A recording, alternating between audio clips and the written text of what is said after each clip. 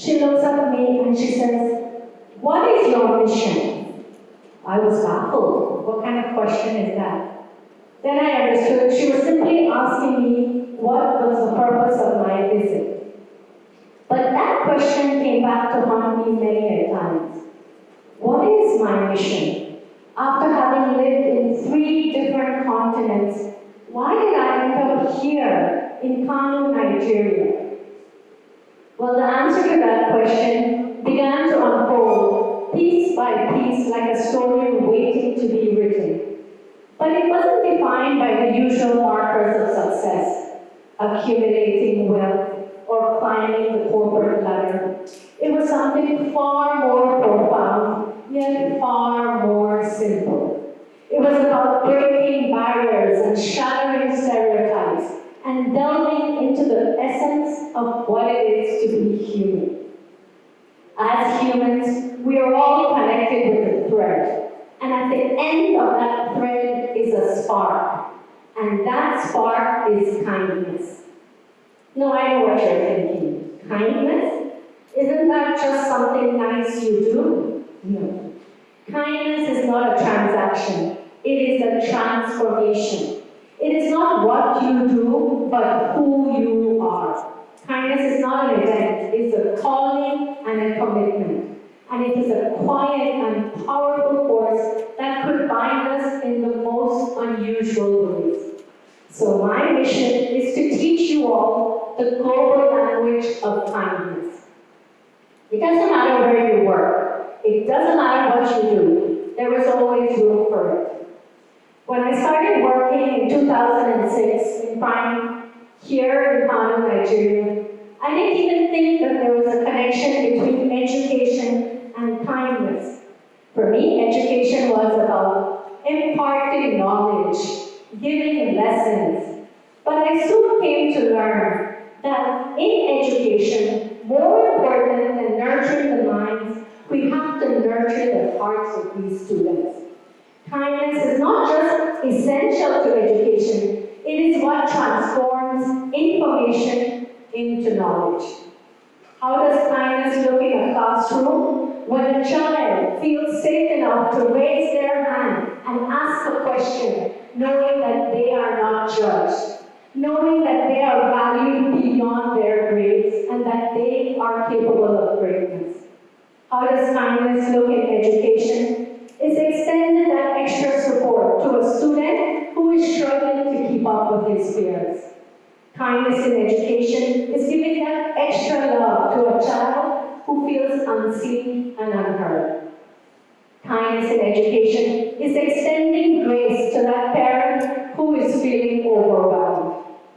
In education, when we show kindness, we tell kids it's okay to make mistakes.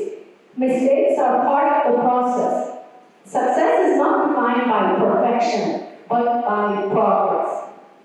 If you don't believe me, look at the research.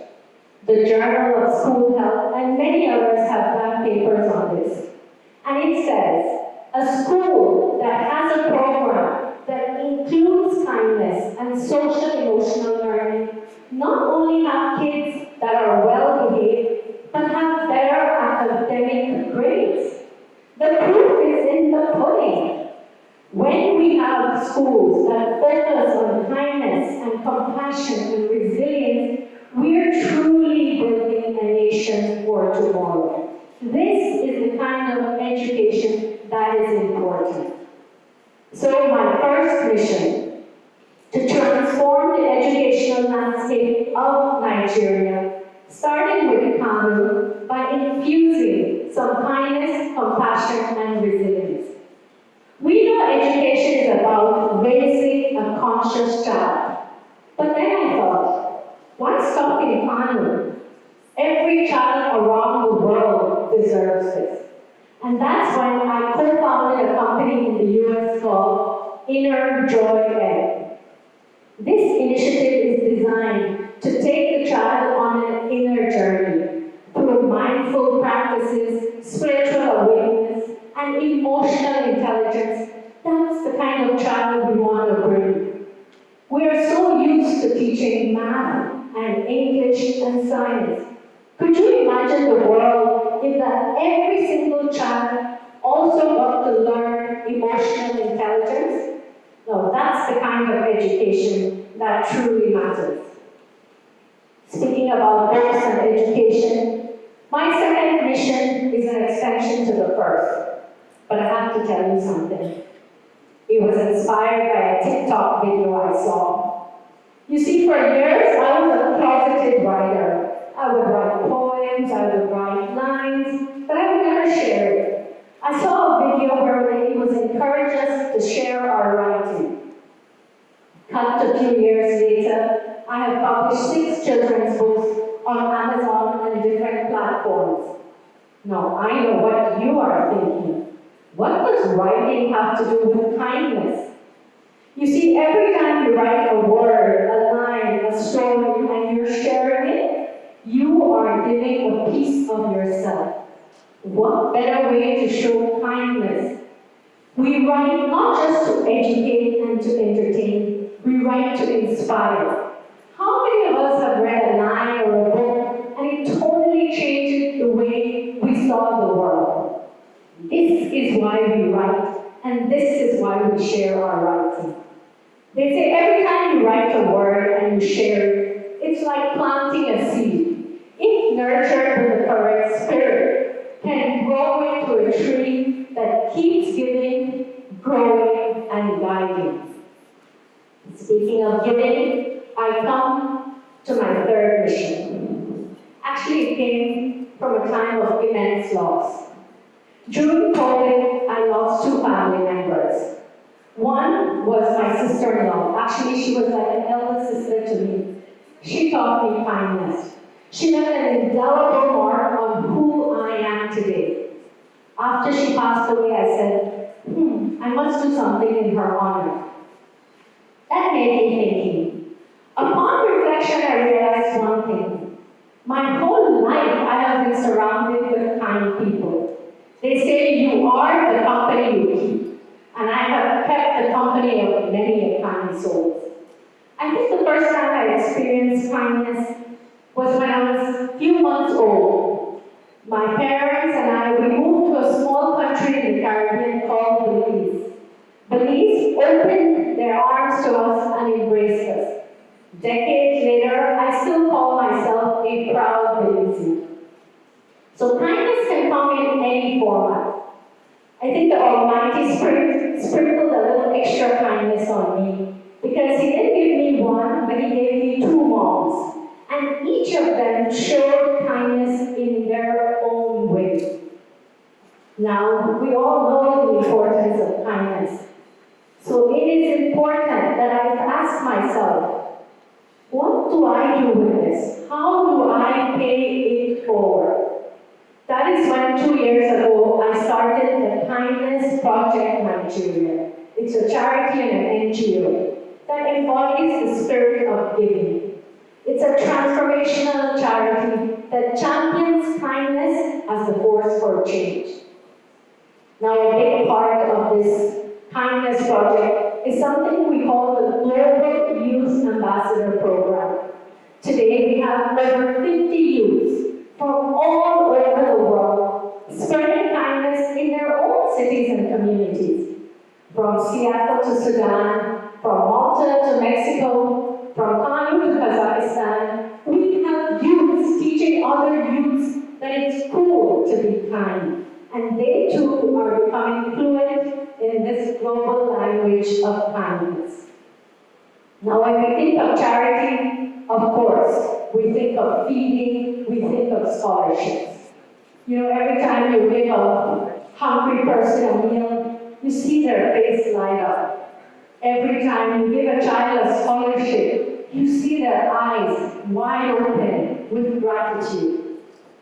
But I will tell you one thing. As much as I have given, I have received more.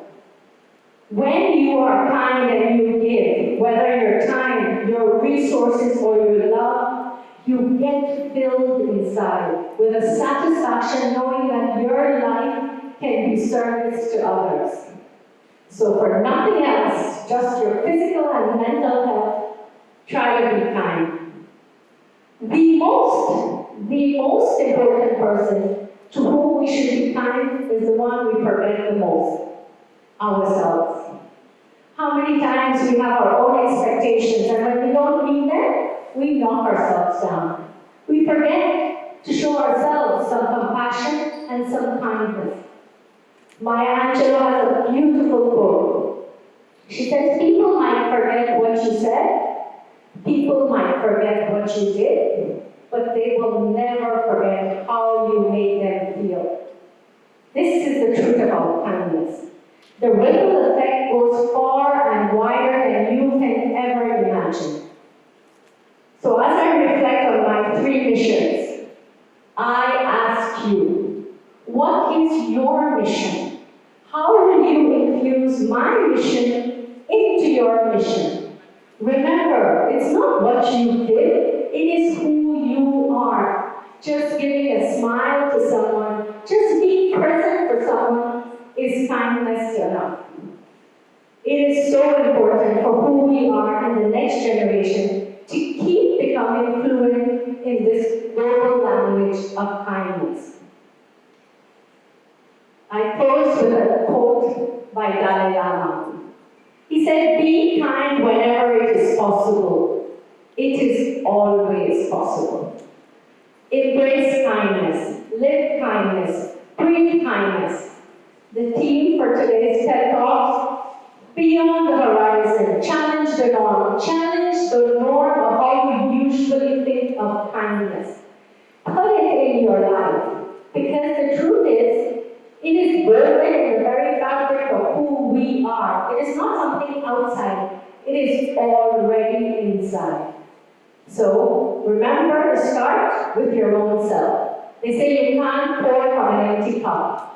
Fill your cup with kindness. Be kind to your own imperfections, and then you can be kind to others. So remember, kindness is not a transaction, it is a transformation. Live kindness, breathe kindness always.